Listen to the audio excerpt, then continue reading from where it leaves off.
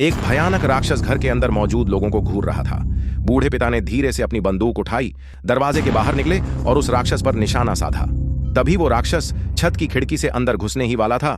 पिता ने दोबारा गोली चलाई और सीधा उसकी कमर पर निशाना साधा। घायल राक्षस एक और गिर पड़ा। जैसे ही सबने राहत की सांस ली, छोटा भाई उसे खत्म करने के लिए आगे बढ़ा, लेकिन तभी राक्षस अचानक जाग गया और भाग खड़ा हुआ। हथियार उठाए पूरा परिवार उसका पीछा करता रहा। राक्षस को बार बार गोली मारी गई और वो इधर उधर भागने लगा, लेकिन आखिरकार वह पानी में कूद गया। लेकिन जब पिता ने सबको वापस जाने को कहा, तभी राक्षस एक बार फिर अचानक पीछे से आ धमका। पिता ने तुरंत गोली चलानी चाहिए, लेकिन अब बंदूक में गोलियां ही नहीं बची थी। पिता जानता था कि अब कुछ नहीं हो सकता। उसने घबराए बिना इशारा किया कि सभी लोग वहां से निकल जाएं। अब जब पिता को राक्षस ने मार डाला और बेटी की हालत भी अनजान थी, पीड़ा में डूबा बेटा, जिसे सब पीला बाल वाला कहते हैं, वहां से चला गया। इसके बाद छोटे भाई ने मोबाइल की लोकेशन ट्रैक करके पता लगाया कि भतीजी आखिरी बार कहां थी। ये जानकर पीला बाल वाला तुरंत राक्षस के अड्डे की ओर दौड़ पड़ा। दृश्य बदलता है, राक्षस फिर से किसी को खा रहा है। लड़की डर के मारे सांस तक नहीं ले रही थी। वह धीरे से पाइप में छिपने की कोशिश करती है, लेकिन दुर्भाग्य से राक्षस उसे देख लेता है।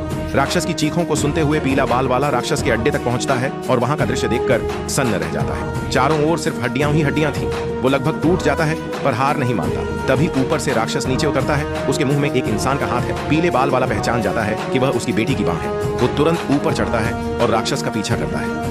अब दृश्य नदी किनारे का है। पुलिस राक्षस को जहरीली गैस से खत्म करने का प्लान बनाती है। जैसे ही गैस छोड़ने की बात होती है, लोगों में गुस्सा फूट पड़ता है और वे विरोध में जुट जाते हैं। लेकिन तभी राक्षस लड़की को अपने मुंह में दबाकर नदी से निकल आता है। पुलिस तुरंत गैस छोड़ देती है और पूरा इलाका धुएं से भर जाता है। जहर के असर से राक्षस गिर पड़ता है। पीला बाल वाला दौड़कर जाता है और बेटी को राक्षस के मुंह से खींचकर बाहर निकालता है। पर अब बहुत देर हो चुकी थी। बेटी की सांसें थम चुकी थी। छोटा भाई और बहन भी पहुंचते हैं और सब एक साथ बेटी की लाश को गले लगाकर रो पड़ते हैं।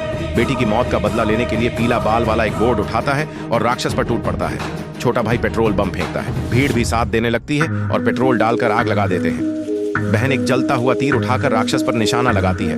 राक्षस जलने लगता है और भागकर नदी की ओर जाता है, लेकिन पीला बाल वाला रास्ता रोक लेता है और लोहे की रॉड उसके मुंह में घुसा देता है। आखिरकार राक्षस मारा जाता है, लेकिन बेटी अब कभी वापस नहीं आ सकेगी।